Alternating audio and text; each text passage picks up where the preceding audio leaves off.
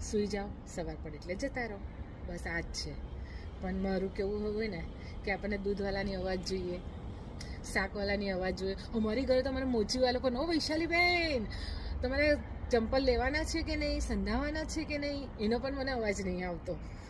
અને બધાની બેનપણીઓ, હા બેનપણીઓની તો ખુશખુશાલ હોય.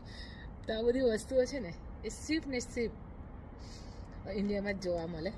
હા, બધા નો ડાઉટ બધા સારા છે અહીંયા, પણ એ લોકોની રહેણી કરની આ જ છે. અને આપણે તો દૂધવાળાનો અવાજ જોઈએ, કેટલા બધાનો અવાજ જોઈએ. શાકવાળા તો હંમેશા મને બોલે, વૈશાલીબેન તમને ભાવતું શાક આવી ગયું છે, તમારે જોઈએ છે કે નહીં? આજ સુધી મેં અવાજ જ નહીં સાંભળ્યું કે તમારું ભાવતું શાક આવ્યું છે કે નહીં કેળામાં. આ બધી નાની નાની વસ્તુઓ છે ને ત્યારે આપણે એની કદર થાય કે બધા અવાજ પણ